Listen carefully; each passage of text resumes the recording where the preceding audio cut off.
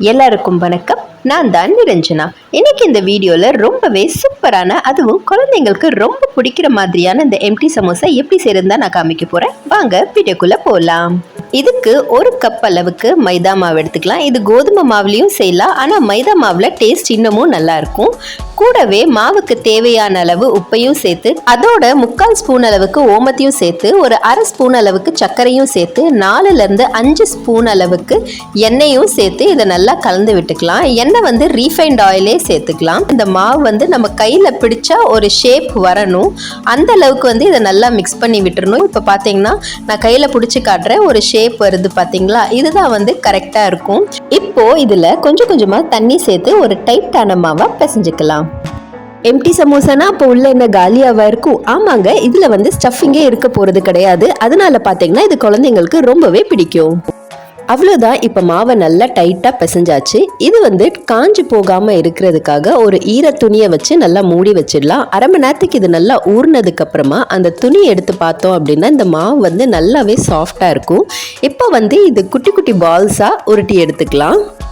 இவ்வளோ மாவை நம்ம குட்டி குட்டியாக உருட்டணும்னா என்னைக்கு உருட்டி முடிக்கிறது? இப்போ நான் ஒரு மேஜிக் பண்ணி இந்த பால்ஸ் எல்லாம் குட்டி குட்டியாக உருட்ட வைக்க போகிறேன். அவ்வளோதான், உருட்டி எடுத்தாச்சு. இப்போ இதை ஒவ்வொன்றா தேய்க்க ஆரம்பிச்சிடலாம். தேய்க்கிறதுல தான் இந்த சமோசா எம்டியாக வர்றதுக்கான ட்ரிக்கே இருக்குது. முதல்ல ஒரு பால் எடுத்து அதை நல்லா மெல்லிஸாக தேய்ச்சிக்கலாம். இது பர்ஃபெக்ட் ரவுண்ட் ஷேப் வரணும்னு அவசியம் இல்லை. உனக்கு ரவுண்ட் ஷேப் வரல அதனால நீ சொல்கிறேன்னு நீங்கள் நினைக்கலாம். பட் ஆக்சுவலாக பார்த்தீங்கன்னா உண்மையாகவே இதுக்கு ரவுண்ட் ஷேப் தான் வரணும்னு அவசியம் கிடையாது. நல்லா தேய்ச்சதுக்கப்புறமா கொஞ்சமாக நெய்யை தடவி இந்த மாவு ஃபுல்லாக இதை பரப்பி விட்டுடலாம். அதுக்கப்புறமா கொஞ்சம் மைதா மாவை இது மேலே அப்படியே தூவி விட்டு கொஞ்சமாக இப்படி அமுக்கி விட்டுட்டு நம்ம தேய்ச்சிருக்கிற இந்த மாவு அப்படியே ஹாஃபாக ஃபோல்ட் பண்ணி விட்டுறணும்.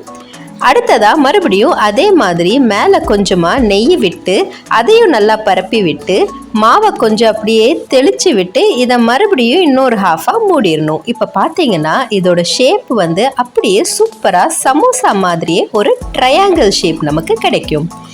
இதே மாதிரி எல்லா மாவையும் நம்ம தேய்ச்சி இந்த மாதிரி ஷேப் பண்ணி எடுத்துக்கலாம். அடுத்து எண்ணெய் சட்டியை ஏற்றி பொரிக்க வேண்டியது தான். இதுக்கு பார்த்தீங்கன்னா நம்ம பொரிக்க ஆரம்பித்ததுலேருந்து கடைசி வரைக்குமே எண்ணெய் ரொம்பவே மீடியம் ஹீட்டில் தான் இருக்கணும். உங்களுக்கு பார்த்தாலே தெரியும், நான் போட்டதுமே ஜாஸ்தி பபுள்ஸ் அது மேலே வரவே இல்லை, கீழேயே தான் இருக்குது. கொஞ்சம் நேரம் கழிச்சு தான் அது மேலே வரும். இந்த மாதிரி ஹீட்டில் வச்சு நம்ம ஃப்ரை பண்ணி எடுத்தோம்னா தான் நமக்கு சமோசா எல்லா பக்கமுமே சூப்பராக நல்லா கிறிஸ்பியாக கிடைக்கும். இதை அப்பப்போ பெரட்டி போட்டுக்கிட்டே இருக்கணும். அப்போ தான் ரெண்டு பக்கமுமே நல்லா சூப்பராக கிறிஸ்பியாக கோல்டன் ப்ரௌன் கலரில் வரும். இதை பொரிச்சு எடுக்கிறதுக்கு நமக்கு பொறுமை ரொம்பவே முக்கியங்க.